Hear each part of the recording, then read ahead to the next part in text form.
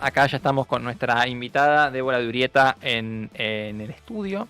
Débora es periodista, acreditada en el Congreso. ¿Desde cuándo? Desde el marzo de 2019, o sea, cuando Macri dio su último discurso ante la Asamblea Legislativa. Ahí empezaste a trabajar en el Congreso como acreditada. Exactamente, sí. Muy bien. Y trabaja en Radio Con Voz, Radio Continental y también en los medios gráficos, MDZ, me comentabas, Estoy Diario de colaborando Río en Negro. MDZ, colaboro en el Diario Río Negro, en Diario Con Voz y otros. Bien, bien. Bueno, Débora, bienvenida y muchas gracias por sumarte. Bueno, gracias. Y queríamos aprovechar un poco tu expertise, ¿no? Tu lugar de pertenencia, para preguntarte cómo arrancó este año, que fue movido en términos políticos, la pata, digamos, legislativa del gobierno. ¿Cómo nos recibió el gobierno en ese aspecto? Nos recibió con mucha actividad. Por primera vez, básicamente desde que cubro Congreso, hubo comisiones en enero. En general, en enero no se trabaja, sí, se puede llamar extraordinarias, pero en general las extraordinarias, el fuerte es en diciembre y en febrero. Bueno, acá arrancaron en enero con la ley bases, que le decíamos ley ómnibus en aquel momento, no sé si se acuerdan, que eran 664 artículos que tocaban más de 20, 25 materias, que tenían desde la toga de los jueces, ¿se acuerdan? Sí. Hasta que más de 3 personas, si se reunían, tenían que pedir permiso, o sea, nosotros deberíamos estar pidiendo permiso.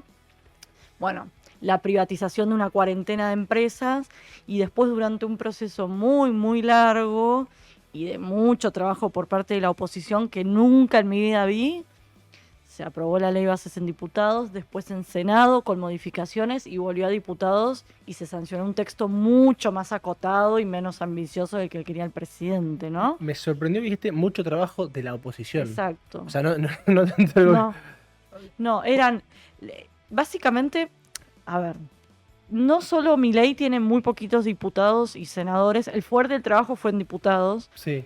Pero no solo son pocos los diputados, fueron fluctuando, pero 39, 40, fueron subiendo y bajando. Y no los mejores cuadros, eso lo puedo decir. Eso te iba a decir, gente con muy poca experiencia, y no solo poca experiencia, sino que no la involucraron en la negociación. O sea, los diputados iban al despacho de Martín Menem, presidente de la Cámara, y Martín Menem en ese momento tampoco estaba empapado. Entonces iban a hablar con funcionarios que no sabían quiénes eran, les planteaban, mirá, esto lo acompañamos, esto no, lo redactaban, venía algún funcionario ejecutivo, lo tomaba y así. Pero fue mucho trabajo de la oposición, que en ese momento, no nos olvidemos, Milei ganó con un porcentaje muy elevado, entonces la oposición dialoguista, que le empezamos a llamar los que cubrimos Congreso, también sentían que tenían esa obligación de acompañar a Javier Milei después de ese triunfo electoral que tuvo, ¿no? Simpático como, perdón, pero ¿sí? eso que vos decías de dialoguistas, lo empezaron a llamar los periodistas. Sí. Cuando se escriba historia y se estudie esto, probablemente vayan a ser los diputados dialoguistas. Como de alguna manera los actores políticos son apodados. Totalmente. Pasó siempre, ¿no? Pero digo, como los radicales con peluca, que los apodó en este caso, hay que darle el crédito a Laura Serra de La Nación, que un día votamos en la salita. Bueno, ¿cómo les decimos? Los radicales con peluca. Bueno, hay como un lobby de periodismo. De etiquetado, ¿no? La ley del etiquetado de bancada. Somos una corporación. Me parece muy bien. Sí. Ahí tenés una corpo, si no... A veces hay que funcionar corporativamente. Bueno, nosotros en ese sentido nos llevamos muy, muy bien, sobre todo en la sala de diputados, que la mayoría... En los últimos años hubo actividad más fuerte en diputados que en Senado. Casi todos los proyectos se arrancan en diputados y ahí es donde se cocina el grueso de los proyectos de ley. Entonces por ahí pasamos muchas horas todos juntos ahí. Y la verdad que hay un equipo muy, muy lindo. En el Senado también, pero digo, pensando en ley bases, el grueso de la ley se trató en diputados, así que fueron días y días. Fue el gran logro del gobierno, la ley bases, de alguna manera, ¿verdad? Fue un gran logro, pero como te decía, muchas cosas quedaron en el camino. Y te das cuenta que al final del día quería el título del gobierno. Porque te pongo un ejemplo. Privatización. Arrancó con un listado de 41 empresas a privatizar. Era el texto original. Después terminó en creo que 11. Pero no solo eso. Sino que el oficialismo jamás conformó la bicameral que se encarga de la privatización de las empresas. O sea, todo el capítulo de privatizaciones de la ley base quedó en la nada. Exactamente. Después... Bueno, el RIGI sí se avanzó, pero había muchos temas de la ley base, no sé, reforma vinculada a la salud, a la ley de salud mental, un montón de temas que quedaron afuera. La reforma política, que después el gobierno hace poco tiempo intentó reimpulsar, no lo hizo. Digo, quedó más que nada en un título de la ley más grande de la historia, las sesiones más largas, pero en concreto tuvo impacto esa ley, obviamente. Pero creo que fue más el título y el proceso que la ley en sí. Sí, y el corazón un poco del RIGI me parece que... Sí, exactamente. Tampoco es que estamos viendo la lluvia de inversiones que imaginábamos que iba a haber, por lo menos por ahora, Sí, ¿no? total. Ahí, como para ir peloteando a ver qué te parece a vos, siento que la apuesta del gobierno con la ley base fue, bueno, ¿no?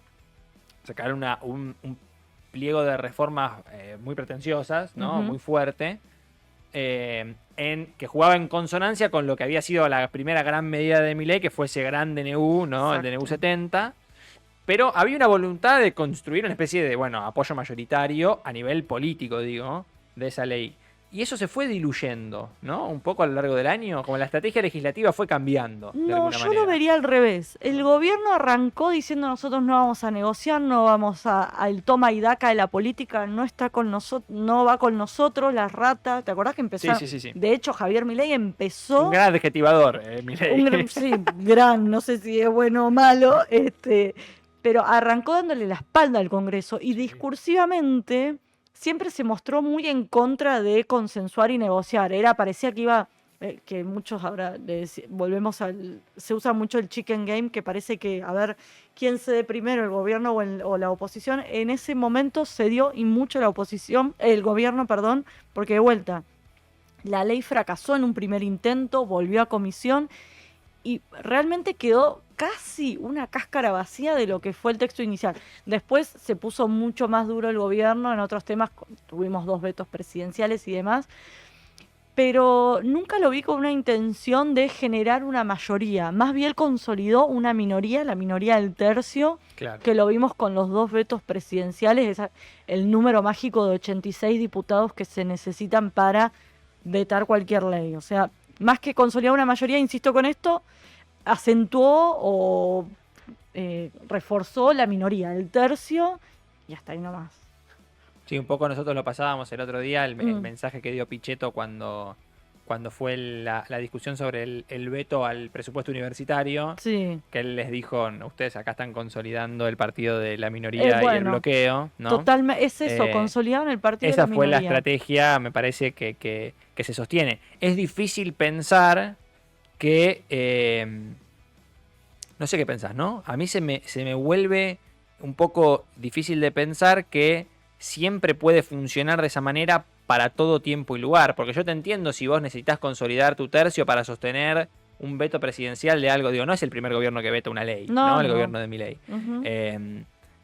Ahora, es difícil pensar que eso es la llave de tu gobernabilidad, digamos, ¿no? Porque hay otras decisiones que se tienen que tomar por la positiva. Estoy pensando, por ejemplo, en un hipotético presupuesto, Bueno, ¿no? Por ejemplo. totalmente, y ahí otra vez se consolidó el partido de la minoría, o como haya dicho Pichetto, porque el gobierno fue o votan esto o nada. Y cuando faltaban horas para que se llevara adelante la reunión de comisión para dictaminar el presupuesto, el gobierno vio que no tenía las firmas, levantó la reunión y nunca más presupuesto. Y lo mismo pasa con los pliegos de los 2 candidatos que tiene Javier Milei para la Corte Suprema, que ahí necesitas 2/3, o sea, una mayoría especial. Olvídate que los consiga, por lo menos ahora, sobre todo cuando pones una figura tan cuestionada o tan polémica como Ariel Lijo. Entonces, ¿de qué te sirve esa minoría?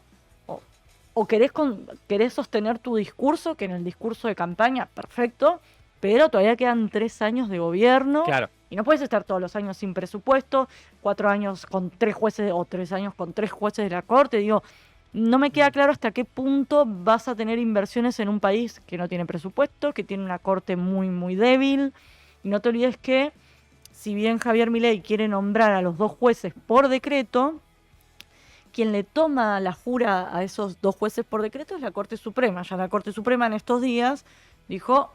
Con No, 3 puedo funcionar. exactamente, salvo uno de los impulsores del hijo, justamente no se pronunció en ese sentido, pero si ellos no te toman, no aceptan a estos dos candidatos, va a seguir funcionando con 3 miembros. Ahí hay queríamos profundizar sobre el tema de la Corte y la factibilidad, quizá no tanto por parte de la predisposición que tenga la Corte para aceptar miembros de nuevo por decreto o no, sino también del lado de las amenazas, digamos, que fueron intercambiando. Por un lado, Milei diciendo, ustedes hacen dormir los pliegos de los cortesanos que mandamos desde mediados de año. Yo no vi a nadie, o sea, si vos hablas con la gente de la Comisión de Asuntos Constitucionales, te dicen, el que consiguió las 9 firmas del hijo fue el hijo. Total. Que fue una noticia en su momento, ¿no? El hecho de Exactamente. que Corpachi O sea, no haya es que lo acompañado. viste a los funcionarios del Ministerio de Justicia Ujú. trabajando fuertemente. Y desde el primer minuto ya dijeron Mansilla no. El hijo fue súper cuestionado y el día 1, Victoria Villarroel, presidenta de la Cámara o del Senado, que es la que también tiene que negociar con los diferentes bloques para reunir la firma, no está de acuerdo. Entonces, ¿cuál era cuánta intención tenía el oficialismo de que avanzaran los pliegos? Pues no los viste negociando, no los viste cediendo, no los viste antes de mandar los pliegos. En general, la costumbre es charlar con los diferentes bloques para mandar nombres que estén medianamente cerrados. No se Ujú. hizo. ¿Te sorprendió que Corpachi habilite que se avance con el tema del hijo? Creo que no, creo que benefició a algún sector del kirchnerismo. Pienso en Gildo Infran, por ejemplo. De hecho, eso significó la salida de Paultroni. El oficialismo tenía apenas Sí. 7 senadores y se quedó con 6 porque justamente Paultroni cuestionó el accionar de Ariel Lijo en su provincia, en la provincia de Formosa.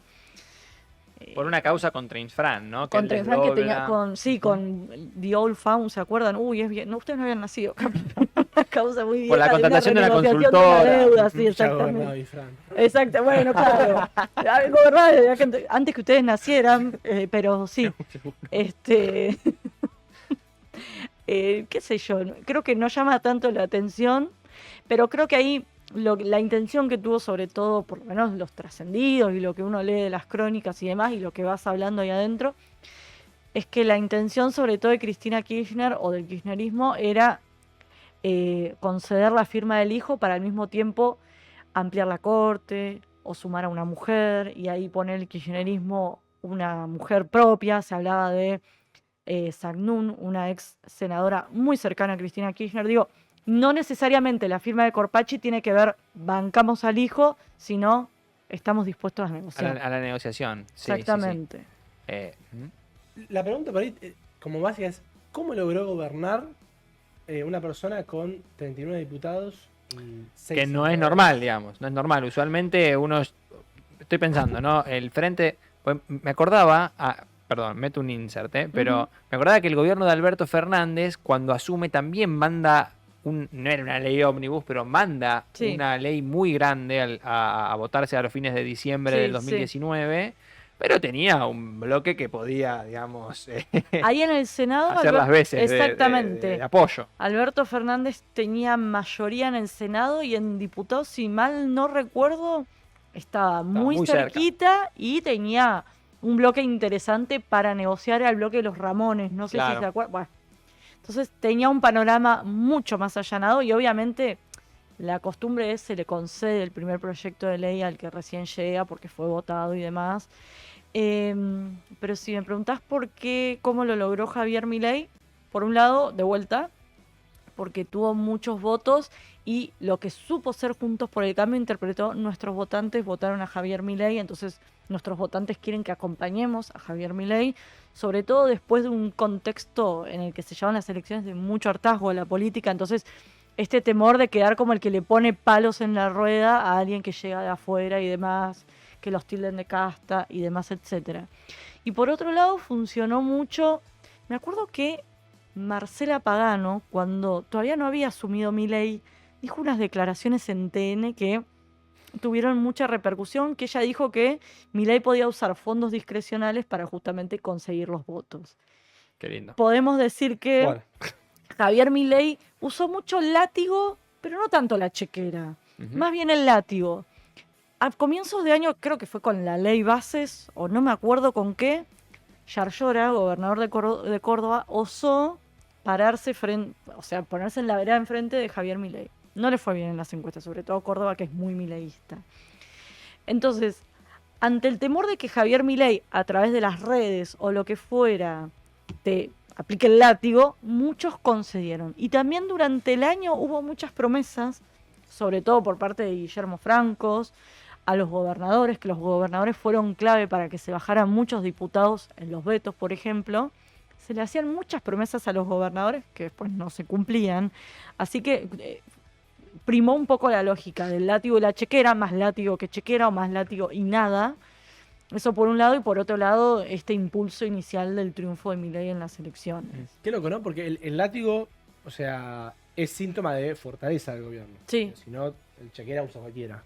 Ahora, el próximo año, ¿cómo ves que va a encarar, cómo crees que va a encarar la estrategia el gobierno? Digo, ¿que va a buscar sacar leyes o va a buscar Frizar el mantener Congreso vetos? de nuevo. Claro.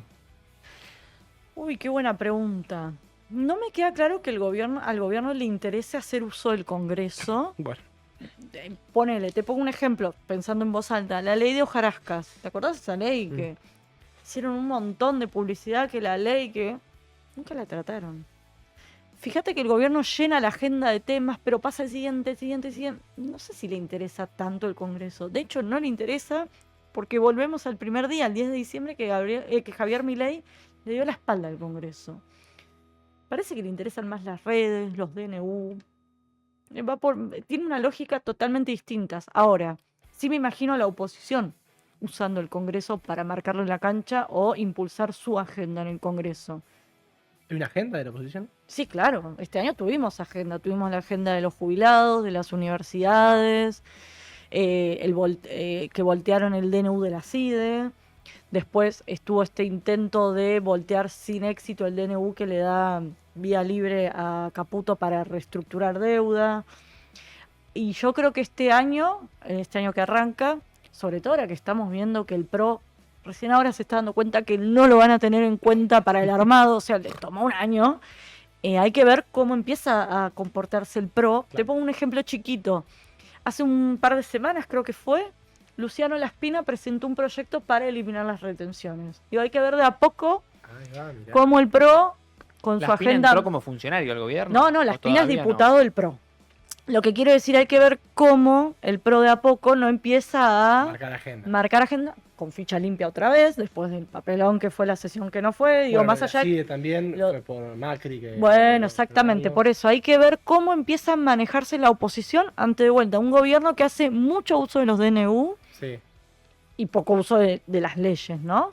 Qué complicada la tiene el PRO, ¿no? Digo, me parece que el que peor arranca el año es... Sí, así arranca una nota que estoy escribiendo justo hoy que dice el PRO la tiene muy difícil porque ¿qué está haciendo la Libertad Avanza? Se quedó con sus votantes, por lo menos eso es lo que interpretan los libertarios. Está bien, los votos y los votantes no son de nadie, pero al día de hoy las encuestas que usan evidentemente les dicen eso. Se quedó con parte de la agenda, sobre todo del tema anti-kirchnerismo. Y también va a usar esta estrategia que usó con Patricia Bullrich allá en diciembre, cuando ganó el balota. Cuando ganó las elecciones, y más acá en el tiempo con Kravitz. ¿Qué es esto? De sacarle funcionarios que tengan peso, tengan gestión y demás, más que hacer un acuerdo de cúpula con el PRO. Así que hay que ver si a futuro no se lleva a un Santilli, a un Ritón, digo, no sé, pueden pasar muchas cosas. Están tirando fuegos artificiales, están por hacer un monumento a Milei para que lo metan. Pueden pasar muchas cosas que se empiecen a llevar a referentes del PRO y que el PRO se empiece a achicar cada vez más. Hay una pregunta. Se dejó entrever los últimos días que el gobierno de Milei, además de esta especie de selección, digamos, específica que hace de dirigentes del PRO, también estaba avanzando con respecto a atraer, si se quiere, a dirigentes de las bancadas provinciales, o por lo menos a reunirse y a buscar ahí un poquito más de no sé qué es lo que se está tanteando, no sé si vos tenés información, si hay candidaturas en juego o simplemente volvemos al caso tomemos el caso Cuéllar. Hay una nota de Federico Mayol en Infobae que la publicó un par de días después del escándalo de Cuéllar en Paraguay con los más de $200,000 sin declarar, y era que Cuéllar estaba haciendo un acuerdo con Casa Rosada para ser candidato, no sé si exactamente de los libertarios, pero para de alguna manera dividir al peronismo en dos. Y de hecho ya era un libertario Cuadra. O sea, Sí. no sé si iría con el sello La Libertad Avanza, pero que había un acuerdo. Pero para romper el peronismo de Exactamente. Entre Ríos. Eso por un lado. Y por otro lado hay que ver, por ejemplo, qué hace Camau Espínola en Corrientes. Así que hay que ver cómo empieza a jugar con algunos referentes provinciales que no son de lo que supo ser Juntos por el Cambio. Fíjate que los radicales con peluca, cuando Karina Milei va a las provincias donde están los radicales con peluca, no los invita. Lleva figuras propias o lo que fuera. En Tucumán, y no me acuerdo, a Misiones no fue.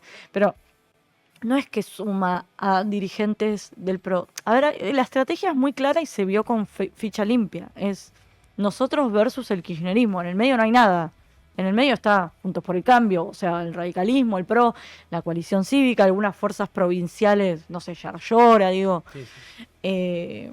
Pero es un poco a todo o nada, es un poco lo que está jugando el gobierno y que está saliendo, digo. Es o te pones la peluca o sos kirchnerista. No hay, o sea, hoy, de acá a un año, Sí. falta un montón, pueden pasar un montón de cosas, pero por lo menos hoy el esquema se plantea así, por eso lo de ficha limpia, todo indica que ahí hubo un acuerdo, por lo menos tácito de bajamos ficha limpia para tener a Cristina en el ring.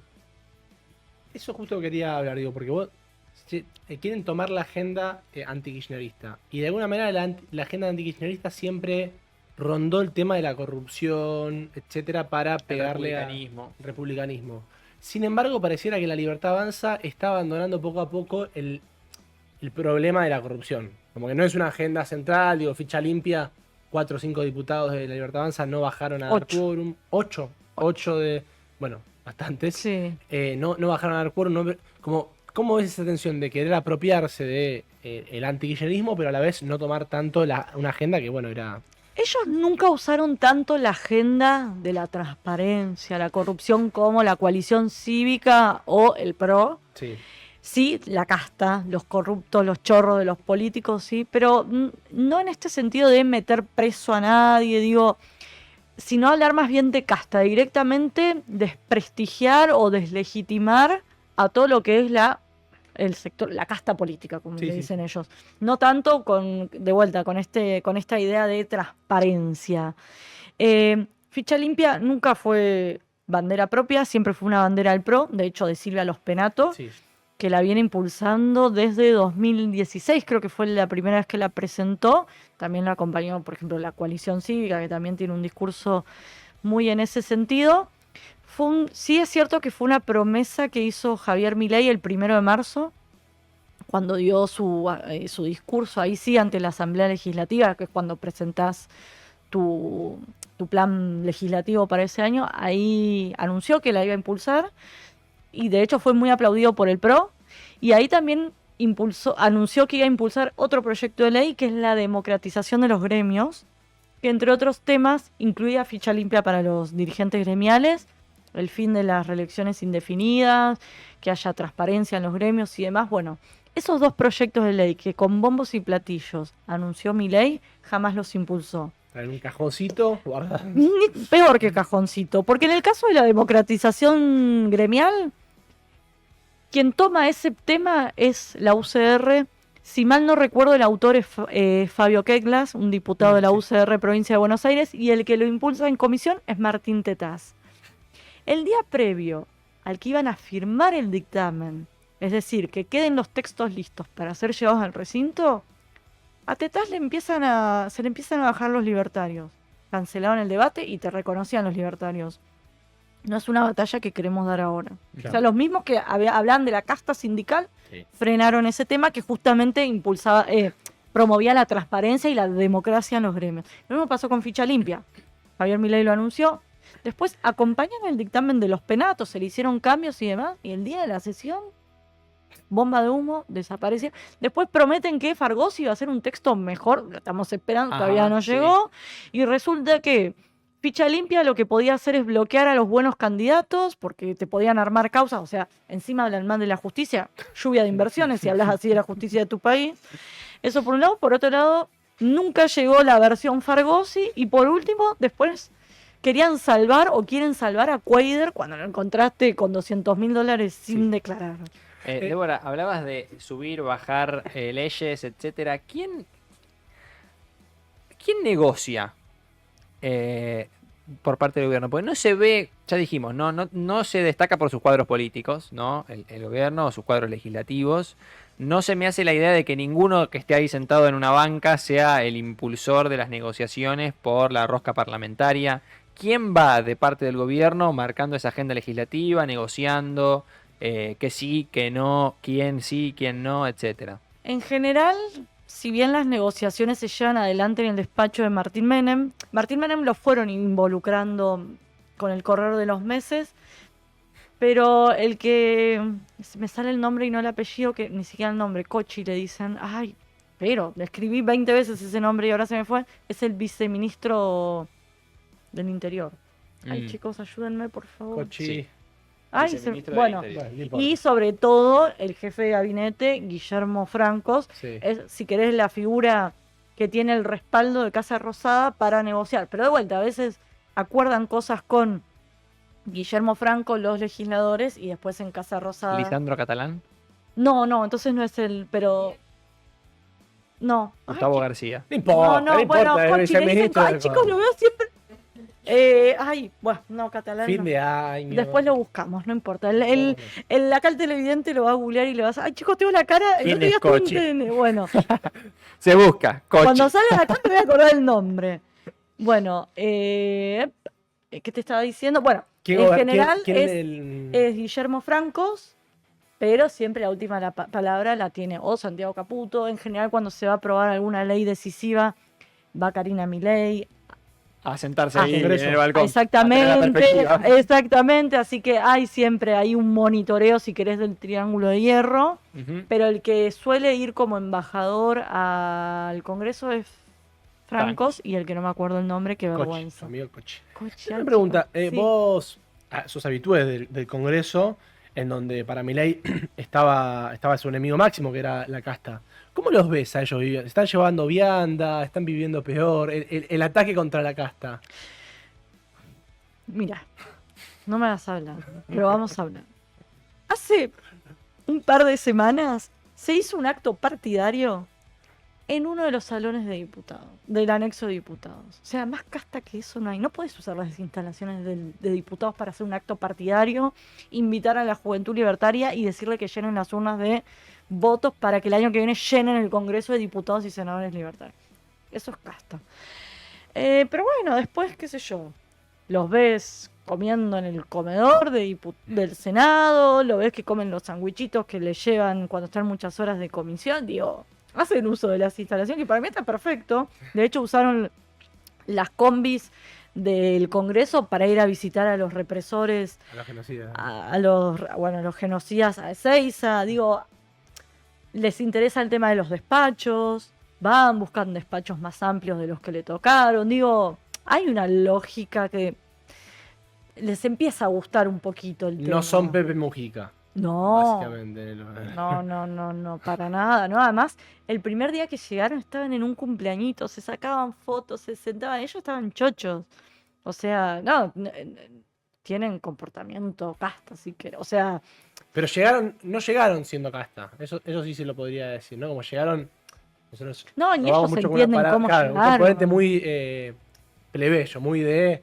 Es como que yo llego un día mañana a ser diputado y No, llamo vos a sabés- Rama, nos sacamos un par de Chicos, no fotos. sabían que era un dictamen de mayoría y de minoría, o sea, algo tan básico. Yo entiendo que la gente que no nos mira no entienda, no No tiene por qué sepa. saberlo. Exacto. Pero si te Pero eligió. si vos sos diputado, senador, mínimo tenés que saber que es un dictamen. Bueno, no lo saben. Encima, un par de meses antes ya sabés que vas a asumir. Además, O sea, tipo, no es que te- yo te juro, le digo, chicos, les doy un curso gratuito, ¿no? Pero por lo menos para que no hagamos papelones, porque, o sea, no sé, son funcionarios públicos, o sea, no sé, no es que son revolucionarios ni nada de eso. Tienen un comportamiento que para mí está perfecto, son diputados y requieren. A ver, si vos querés que la Cámara funcione, necesitas que algunos diputados por ahí tengan chofer porque tienen que estar en muchos lugares a la vez, o necesitas que tengan vuelos en avión porque tienen que llegar, viven en el interior, se supone. Además hay una concepción errada. Ellos piensan que si no están en el despacho, los diputados o los senadores no están trabajando. Es al revés. Se supone que vos tenés que estar en tu provincia recolectando cuáles son las problemáticas o las Claro. necesidades de tus vecinos, de tus coprovincianos, lo que fuere, y después los días que hay comisión o sesión, volcás ahí. Bueno, para ellos la concepción era inversa, para ellos trabajar era estar ahí. O sea, Tomando mate. cuando era la ley bases en enero, veías a todos los libertarios sentados en la mesa escuchando, ¿te acordás que fueron como 200 asociaciones Sí. civiles? Estaban todos comiendo sandwichitos mientras que en el despacho de Menem la oposición les estaba redactando el proyecto a los libertarios. Claro. Eso fue una imagen para mí como muy... Estos eran los que venían a combatir a la casta, pero bueno. ¿Te sorprendió el primer año de Milei? Ay, sí, al principio era un diputado, no voy a decir quién, fue un día, en diputados hay una pizarra que tiene el dibujito de todo el hemiciclo. Fue y le llevaron a las autoridades, básicamente, a Martín Menem y a Lule Menem, que en ese momento estaba igual. Lule Menem sí tiene más experiencia en política, y le explicó, este diputado, no vamos a decir quién es, le puso el hemiciclo y le dijo, mira, vos tenés esto, necesitas todos estos diputados para que tu ley avance. Así que no vas a llamar a sesión esta semana, porque se te va a caer la ley. Ah, bueno, te lo juro. Había que poner el gráfico, porque si no. Exactamente, pero yo vi pasar el pizarroncito que lo llevaban al No, despacho no, de no. Menem, te lo juro por Dios. Claro. Es O terrible. sea, ese nivel. Y aún así lograron gobernar y conseguir muchas cosas. Sí, consiguieron un montón de cosas, pero faltan 3 años. Y de vuelta, si vos sos inversor de otro país, Sí, sí. Y No- te cuentan esta historia, que le llevan... una cosa es las petroleras, que qué sé yo, pero algo más chiquito. Vos invertís en un país donde tenés un presidente que tiene 1/3 con suerte de diputados y de senadores, ahora hay que ver si en el PRO, digo, que tiene 3 jueces, que no tiene ningún gobernador, que no tiene intendentes. Débora, como para ir cerrando, te quería preguntar, el año que viene hay elecciones, ¿no? De, Ujú. de renovación legislativa, estuvimos Sí. charlando antes un poquito sobre eso. Y te quería preguntar, ¿cómo, a ver, claramente el gobierno está apuntando a tener una estrategia de somos nosotros, ¿no? O sea, yo no voy a cerrar con nadie. El purismo. Sí, que es bastante parecida a la estrategia que se dio el macrismo en el 2017, ¿no? Es decir, todos especulaban con que tenía que cerrar con Massa para enterrar, digamos, al kirchnerismo. Y Marcos Peña dijo, no, podemos solos, podemos solos. Sí. Uno puede decir, en el corto plazo fue positivo, pero en el largo plazo no fue tanto, ¿no?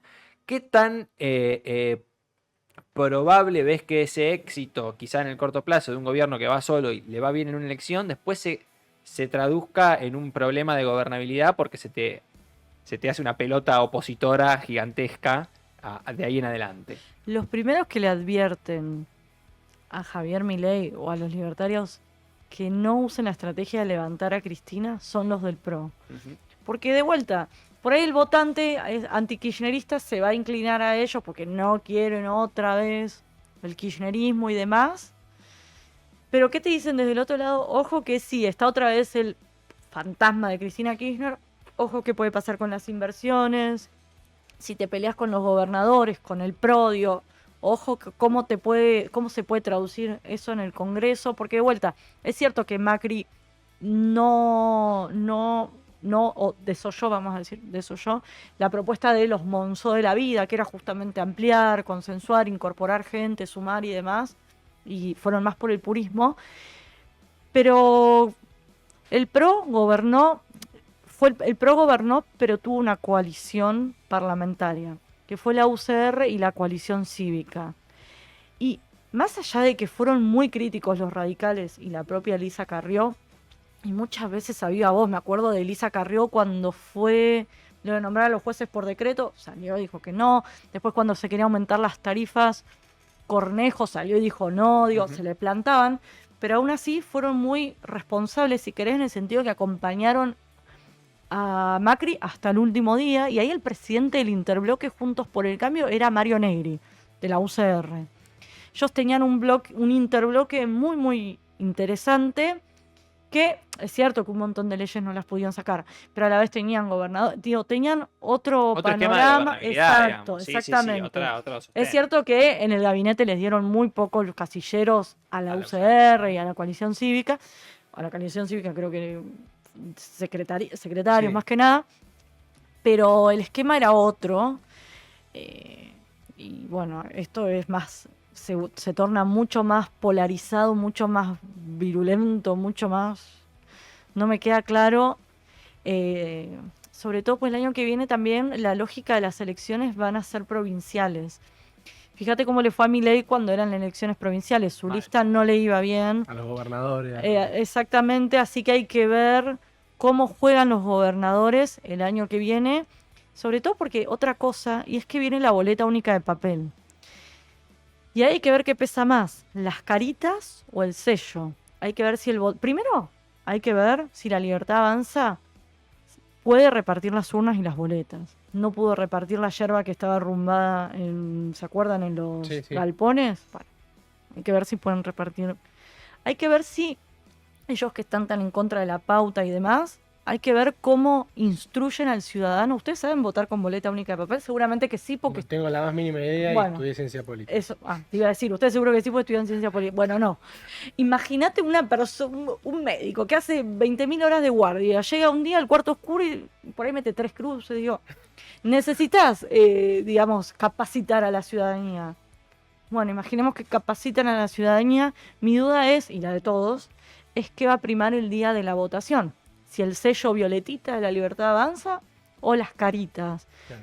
Entonces, para mí, yo si era Javier Milei, no hubiese cambiado la boleta partidaria porque equipo que... Yo no de fútbol no entiendo nada, pero entiendo que equipo que gana no se Sí, toca. sí, Entonces, totalmente. ¿por qué cambiaste la boleta? No lo sé. Así que hay que ver en unas elecciones que tienen lógica provincial, que las boletas no van a llevar el nombre o el apellido de Milei. Capaz Karina Milei es candidata, pero es candidata en una En una sola provincia. claro. Bueno, capaz que, no sé, ponen a los gordos dando la vida y traccionan. No lo sé, pero...